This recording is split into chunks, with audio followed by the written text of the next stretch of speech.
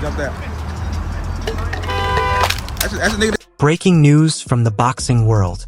Terence "Bud" Crawford, fresh off chasing the biggest fight of his career, has just been rushed to the hospital after getting punched backstage by Gervonta "Tank" Davis.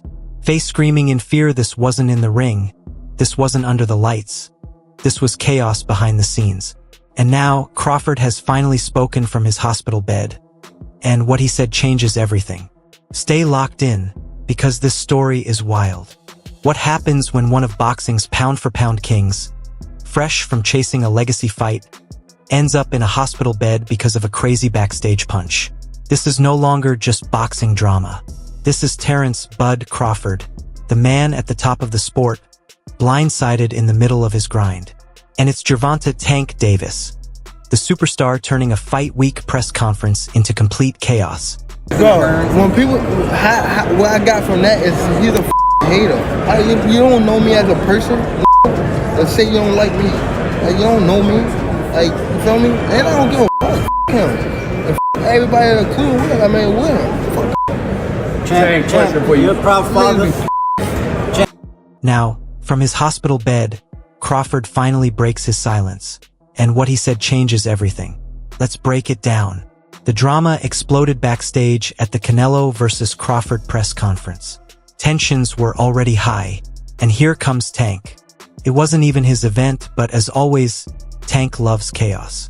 Witnesses say he ran into Crawford just as Bud was stepping off stage. No official cameras caught it, but the area was packed. Canelo's team, Crawford's entourage, even event staff saw it happen. Yeah, last one, because Shakur just came through. Talk to me about your relationship. You look like you was in a fight today. What? It's hot in here.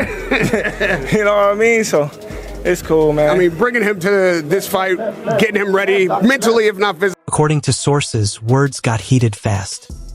Before anyone could react, Tank landed a clean punch on Crawford. Security rushed in, but the damage was already done. Crawford was shaken, checked by medics, and later taken to the hospital.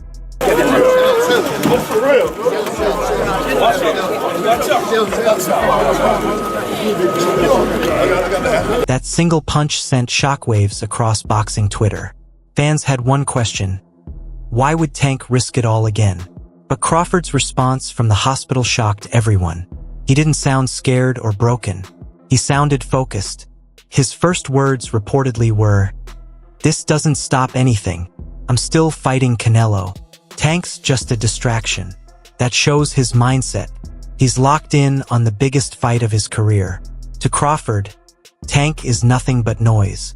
Tank would never even think about to come up to 154. What about 47 though? Yes, if he get to pick his opponent. But Tank would never come from 35 to 54. Y'all got into it on social media around that time. Is that just you being competitive, like when that happens? Or is it like... I just really don't like that dude. You know? Why though? Cause I just don't like him. Like, I really don't like him. That's like, just not your cup of tea. That's just not your... I don't like nothing about him. I just felt like, he just one of these little arrogant little dudes that's using what he got to shield him. He got a lot of security guards around him, and he's in the limelight and stuff like that. But in certain situations, he wouldn't be acting like that. Do you like him as a fighter though? Yeah, he's a damn good fighter. Yeah. But like his core personality. Let's rewind. This all started when Tank, in his usual confident way, claimed that if he moved up in weight, he could beat Crawford. 147, how does a fight with you and Terence Crawford look? 147? I tapped that chin, you know he going to sleep. I already know. I already know he ain't is. got no chin. I already know he is. You said no chin. I got round 5. Got round 6. For Bud, a man who dominated multiple divisions and became undisputed at 147, that was pure disrespect. He fired back, calling out Tank's weak resume and questioning his opponents. How you feel about that fight? Is it even possible at a catch weight? Nah, ain't no catch weight. You come up to 47. You're not even entertaining a catch weight. No, I'm not. He's a champ though too, undefeated. And what champ? Come on, man, tell me what belt. You know boxing. You forgot Devin Haney is undisputed. Devin Haney got all the belts. He the champ. Nobody else the champ. I'm gonna come up here where the big boys at. All right, I'll welcome him. At a recent gala, Crawford even threw a slick jab about Tank's absence, a reminder that he sees himself on a higher level.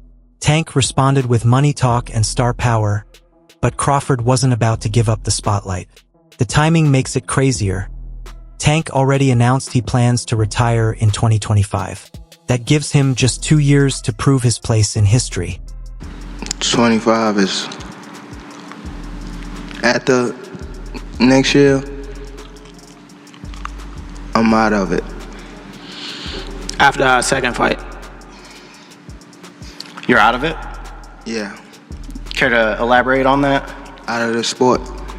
After our second fight. Nah, no, I'm gonna win, bro. Nah, I could tell you my fights.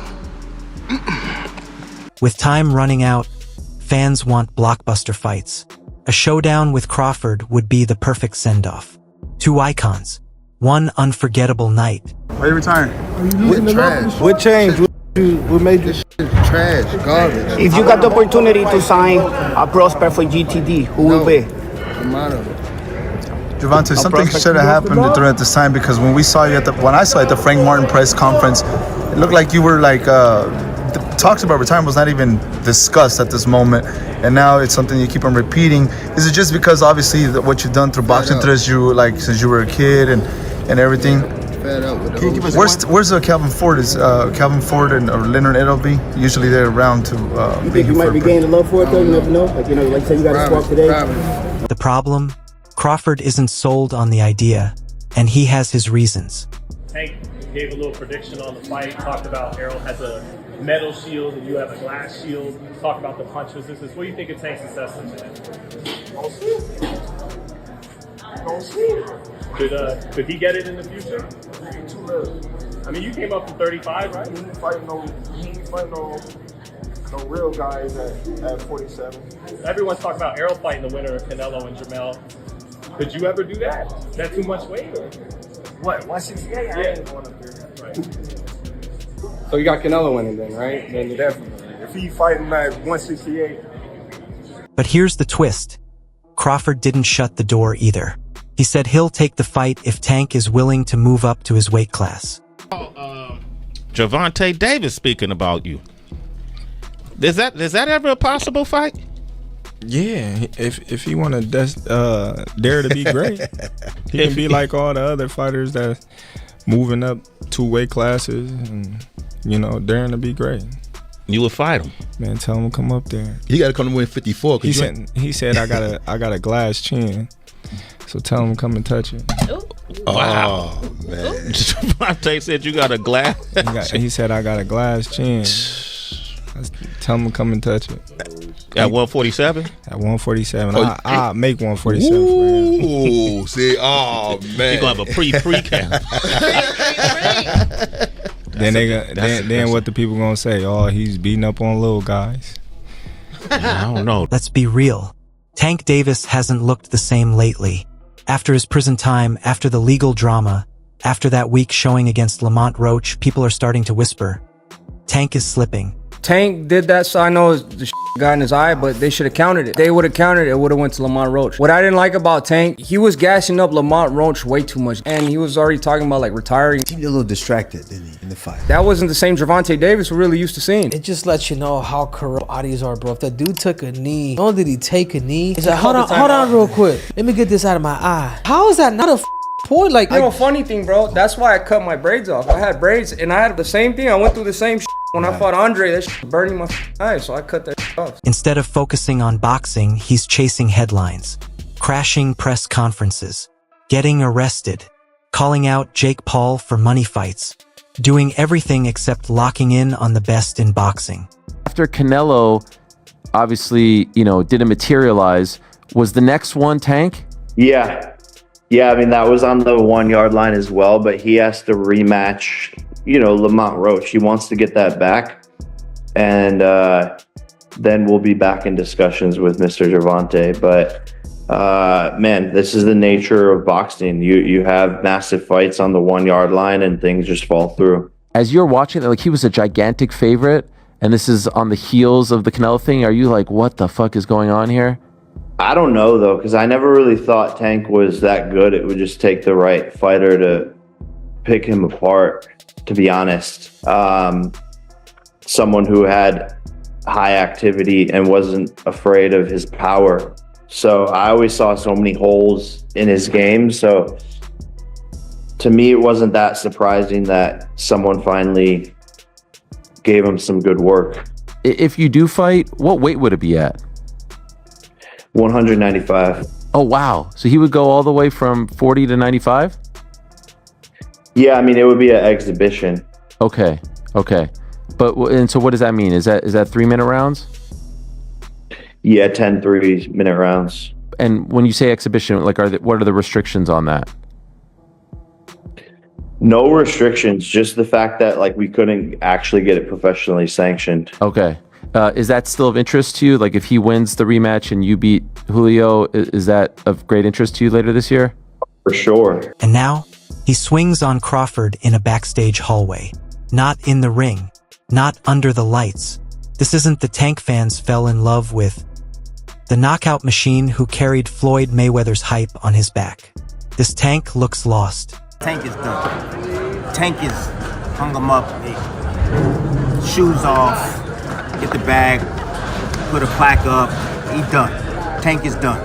Period. When you say done, you mean like not fighting anymore? Tank is checked out mentally. Tank is gone mentally. Tank looking for the big bag, of Jake Paul, Pacquiao, something sort, and he's looking to, hey, I'll see you later. Tank is standing. He's not going to fight Shakur Stevenson at all. At all. I don't care how much money Turkey offered, give him 4 Lamborghinis, whatever.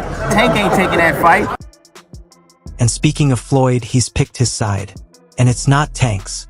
Floyd straight up said Tank disrespected Crawford's family.